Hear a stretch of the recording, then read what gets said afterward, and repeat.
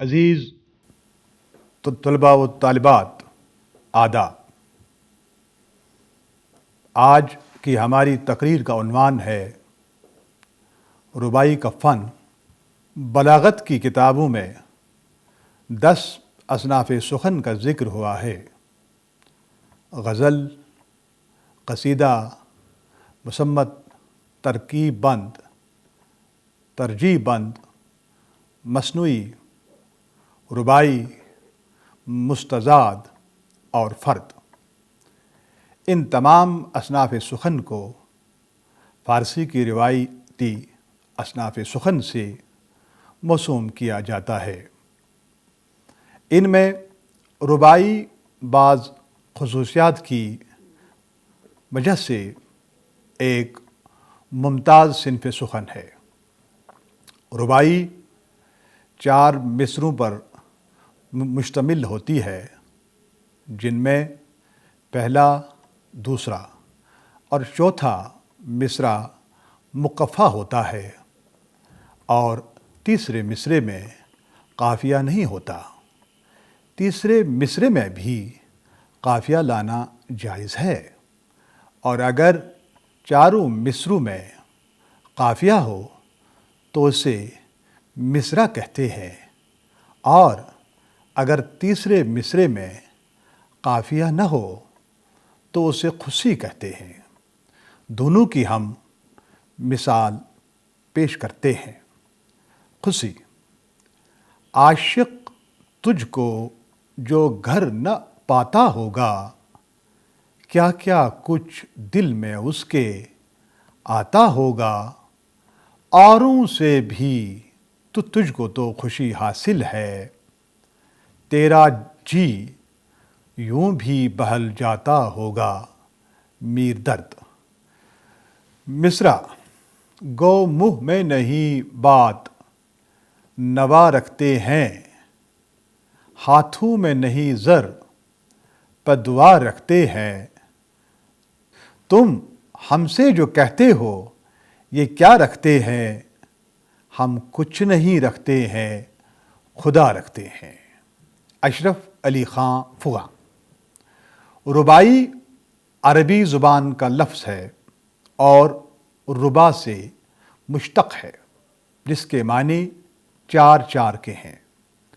القاموس الجدید میں ربائی کے معنی 4 اجزائی درج ہیں۔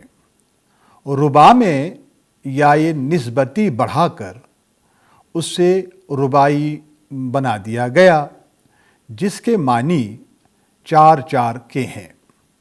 لغات میں لفظ ربائی کے معنی تقریباً مشترک ہیں، مگر اصطلاح شعر میں ربائی اس صنف سخن کا نام ہے جو مقررہ 24 اوزان میں سے کسی ایک میں لکھی گئی ہو۔ ربائی کے لیے 24 اوزان مقرر کیے گئے ہیں۔ دوسری اصناف سخن کے مقابلے میں ربائی کا امتیاز یہ ہے کہ اس کے اوزان مخصوص ہے۔ اس کی ظاہری حیت اور لفظیات کے علاوہ اس کا مخصوص عروضی نظام بھی اہم ہے۔ مخصوص وزن کو چھوڑ کر اگر 4 مصرعوں میں باقی سب التزام رکھا جائے، مثلاً قافیہ بھی ہو، وحدت فکر بھی اور تسلسل بیان بھی، تو اسے ہرگز ربائی نہیں کہا جا سکتا۔ مثال کے طور پر کلیات اقبال کے حصہ بال جبریل میں جو 4 مصرعوں پر مشتمل تخلیقات رباعیات کے عنوان سے موجود ہیں، انہیں ہرگز رباعیوں کے زمرے میں نہیں رکھا جا سکتا، کیونکہ ان میں رباعی کے بنیادی لازمہ یعنی وزن کا خیال نہیں رکھا گیا ہے۔ مثال کے طور پر میر انیس کی یہ رباعی لیجئے: جز غم کوئی جنس یاں نہ سستی دیکھی، پایا اسے ویران جو بستی دیکھی، جو فیل نشیں تھے کل پیادہ ہیں وہ آج، دنیا کی بلندی میں یہ پستی دیکھی۔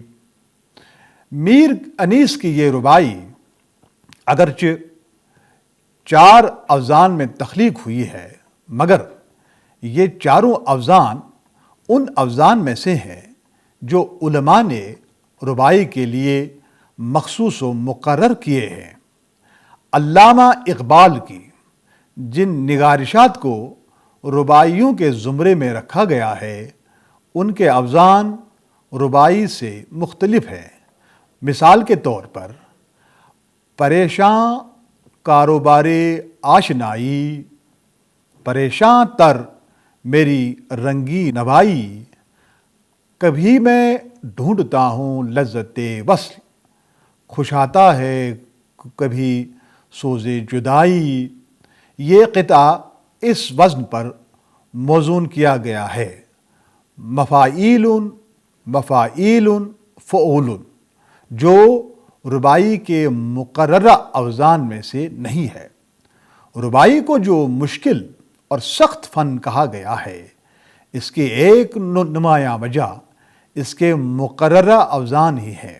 ربائی میں استعمال ہونے والے اوزان بحر حجز کے 10 مضاعف ارکان پر مشتمل ہوتے ہیں۔ اردو رباعیات میں 21 حرفی اوزان کے ساتھ ساتھ 20 حرفی اوزان کے مصرے بھی آ سکتے ہیں، اور صدر و ابتدا میں مفعول اور مفعول کا اجتماع جائز ہے۔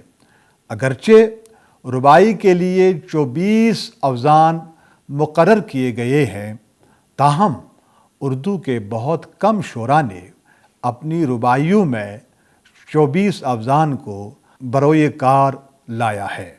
بہرحال ربائی اختصار کا فن ہے، اور اس میں باریک سے باریک فلسفیانہ خیال، نہایت دقیق اخلاقی نکتہ اور پیچیدہ سے پیچیدہ صوفیانہ مسئلہ محض 2 سطروں میں ادا ہوتا ہے۔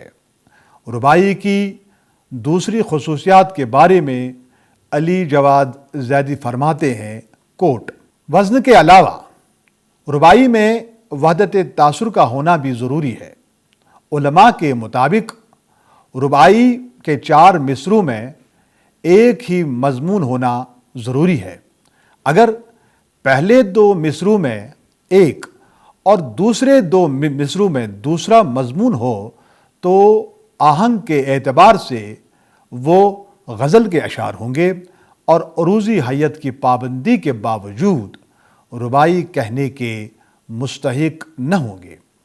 اسی کے ساتھ ساتھ ربائی کے 4 مصروں کی ترتیب ایسی ہونی چاہیے کہ ایک ارتقائی تاثر پیدا کر سکے، اور آخری یعنی چوتھا مصرع پوری ربائی کے مجموعی تاثر کا نقطۂ عروج ہو۔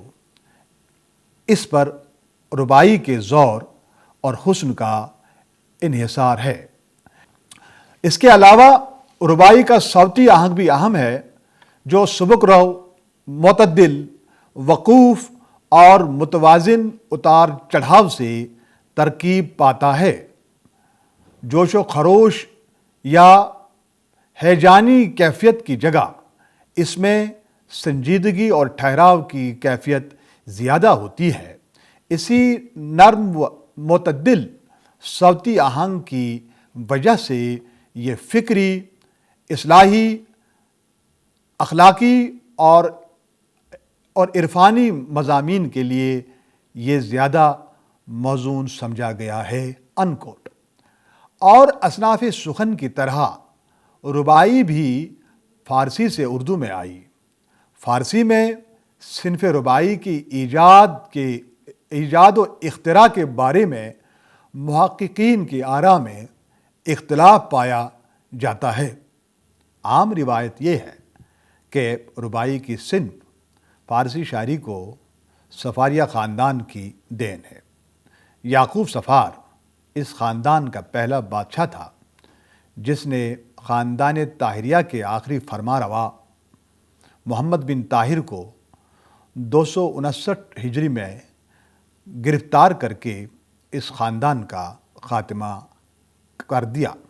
شعر العجم حصہ اول میں شبلی نعمانی خاندان صفاریہ کے عہد کے بارے میں لکھتے ہیں کہ یعقوب صفار ذات کا ٹھٹیرا تھا لیکن شاہانہ دل و دماغ رکھتا تھا، یہاں تک کہ خلافت عباسیہ کے زمانے میں اس نے علم بغاوت بلند کیا اور خراسان و فارس پر قابض ہو گیا۔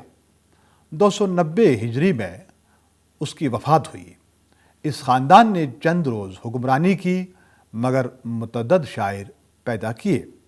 علامہ شبلی لکھتے ہیں کہ شاعری کے متعلق اس خاندان کا بڑا احسان یہ ہے کہ رباعی کی ایجاد اسی زمانے میں ہوئی۔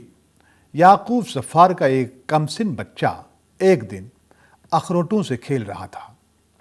ایک اخروٹ لڑکتے لڑکتے ایک گڑھے میں جا گرا۔ بچہ کی زبان سے بے ساختہ یہ مصرع نکلا: غلطاں غلطاں ہمیں رود طالب گو۔ یعقوب بھی موجود تھا۔ اس کو بچہ کی زبان سے یہ موزون کلام بہت پسند آیا، لیکن چونکہ اس وقت اس بحر میں اشعار نہیں کہے جاتے تھے، شعراء کو بلا کر کہا کہ یہ کیا بحر ہے؟ انہوں نے کہا حجز ہے۔ پھر 3 مصرے اور لگا کر رباعی بنا دی اور 2 بیتی نام رکھا۔ مدت تک یہی نام رہا، پھر 2 بیتی کے بجائے رباعی کہنے لگے۔ اس واقعے کے سلسلے میں ردگی، ابن القاب اور ابو دلف اجلی وغیرہ کے نام تکرار سے لیے جاتے ہیں، مگر جو 3 مصرے ان شعراء نے لگائے اور رباعی کو مکمل کر دیا ان کا ذکر کہیں نہیں ملتا۔ چنانچہ سلام سندیلوی اس ضمن میں لکھتے ہیں کہ رباعی کی ایجاد خاص طور سے کسی عہد میں نہیں ہوئی اور نہ کسی خاص شخص کو اس کا موجد قرار دیا جا سکتا ہے۔ دلچسپ بات یہ ہے کہ عروض کی مختلف کتب میں جو اسی ایک مصرے کا ذکر ملتا ہے جو کسی بچے کے منہ سے جوز بازی کے وقت نکلا تھا، اور یہ جو لکھا گیا ہے کہ اس پر 3 مصرے اور لگائے گئے ان کا ذکر مفقود ہے۔ حقیقت یہ ہے کہ اگر واقعی اس مصرے پر 3 مصرے اور لگائے گئے ہوتے تو اس طرح رباعی مکمل کی گئی ہوتی تو اس پوری رباعی کا ذکر عروض کی کتب میں ہوتا۔ اس بات کی عدم موجودگی اس اتفاقی ایجاد کو اور بھی افسانہ بنا دیتی ہے۔ ڈاکٹر فرید پربتی نے اپنی ایک تصنیف تنقید رباعی میں اس مسئلے پر کافی بحث کی ہے اور یہ نتیجہ اخذ کیا ہے کہ غلط تعویلات کی روشنی میں رباعی تدریجی ارتقاء ہونے کے بجائے اس کے شخصی ایجاد ہونے کا نتیجہ زور پکڑنے لگا، جبکہ کئی معتبر حوالوں سے اس امر کی تردید آسانی ہو جاتی ہے کہ یہ شخصی ایجاد نہیں بلکہ تدریجی ارتقاء کا نتیجہ ہے۔ اس سلسلے میں کئی معتبر محققین کی آراء ملتی ہیں جن سے اس مسئلے کو سلجھانے میں آسانی ہو جاتی ہے۔ اس سلسلے میں اورینٹل کالج لاہور کے principal doctor Iqbal, professor Mahmood Sherani اور پروفیسر پرویز خانلری کافی اہم ہے۔ رباعیات محروم میں موجود ڈاکٹر اقبال کی تحریر اس ضمن میں معقول دکھائی دیتی ہے۔ وہ لکھتے ہیں کہ فارسی شاعری میں رباعی پرانی چیز ہے۔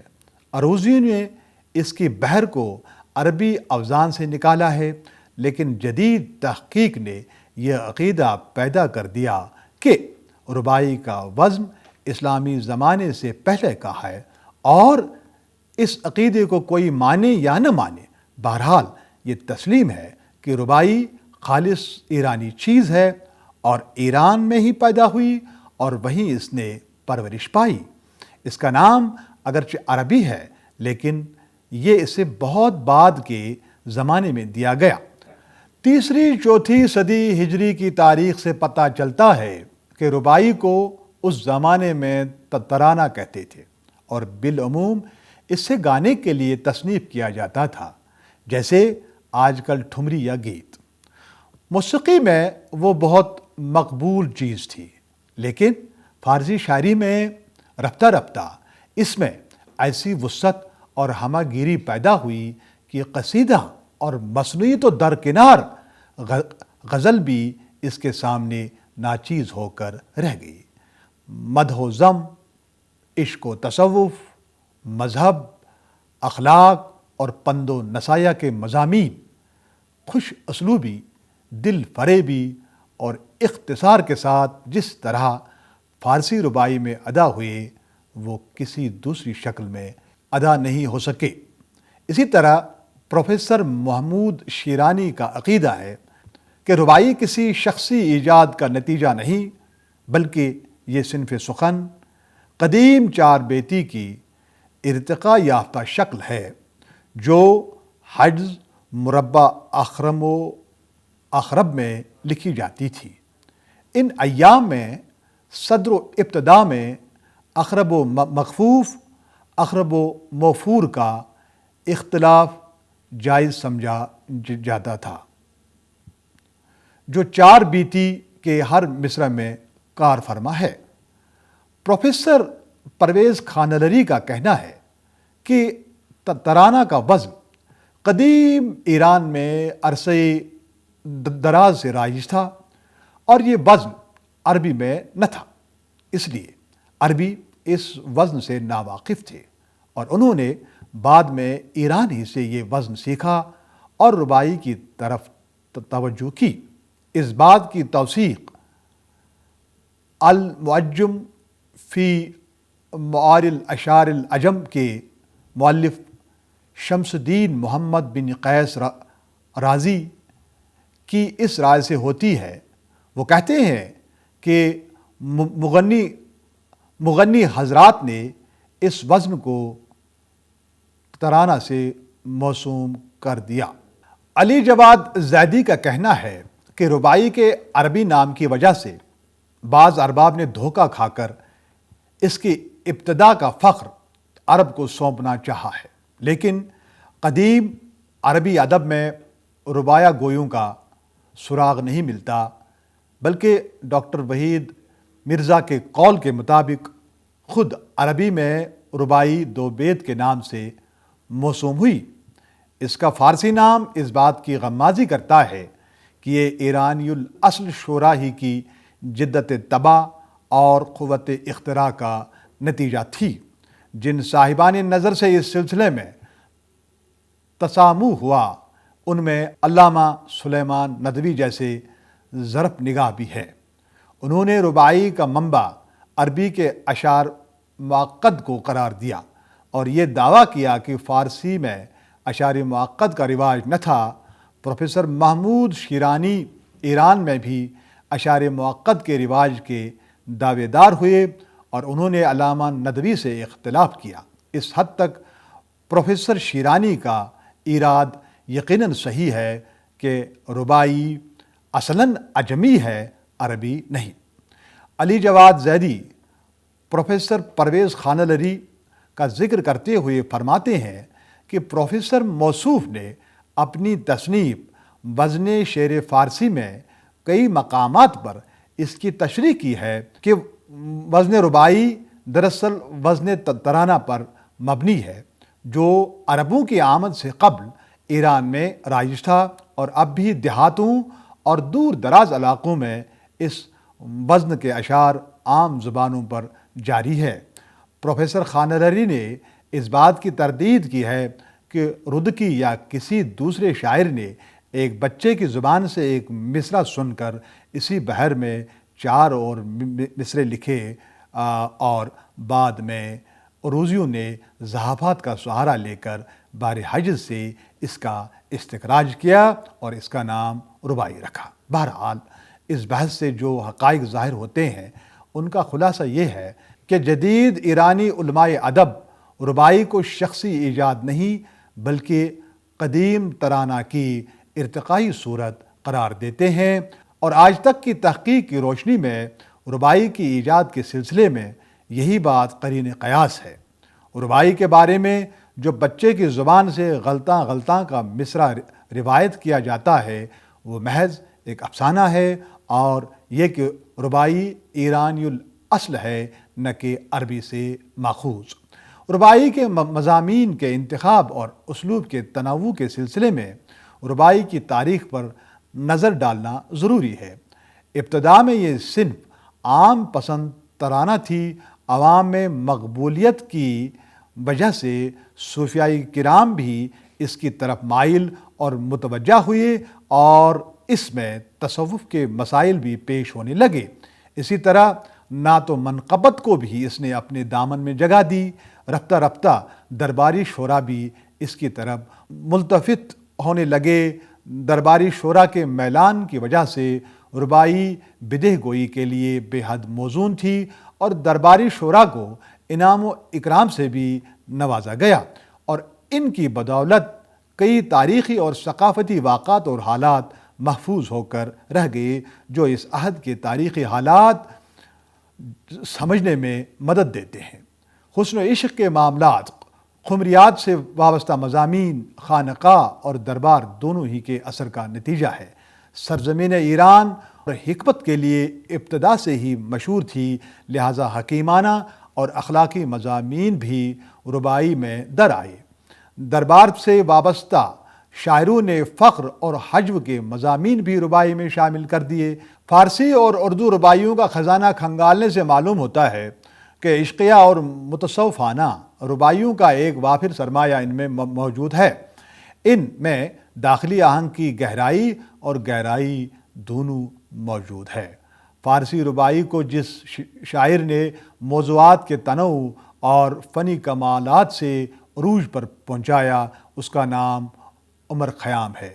ابوالفتح عمر بن ابراہیم متخلص خیام ایران کا معروف فلسفی، ریاضی دان، منجم اور شاعر ہے۔ انہوں نے علم ریاضی اور دیگر موضوعات پر گراں قدر تصانیف لکھ کر اپنی شہرت کو بام عروج پر پہنچایا، مگر دنیا میں خیام کی شہرت ان کی ربائیوں کی وجہ سے ہے۔ انہوں نے اپنی شاعرانہ اور تخلیقی سرگرمیوں کو صنف ربائی تک ہی محدود رکھا۔ انہوں نے اپنی ربائیوں میں دنیا کی بے ثباتی، زندگی کو رجائیت میں بسر کرنے کا رجحان، خمریات، جبر و قدر، توبہ اور استغفار وغیرہ کے مضامین نہایت دلاویز پیرایہ میں بیان کیے ہیں۔ ان کی ربائیوں کا ترجمہ دنیا کی تقریباً تمام مشہور زبانوں میں ہو چکا ہے۔ اردو میں ربائی کو اگرچہ عمر خیام کے پایہ کا شاعر نصیب نہ ہوا، لیکن یہ بات کم نہیں کہ اردو کے تقریباً تمام بڑے اور اہم شعراء نے اس صنف میں طبع آزمائی کر کے اس کا چراغ گل ہونے سے بچایا۔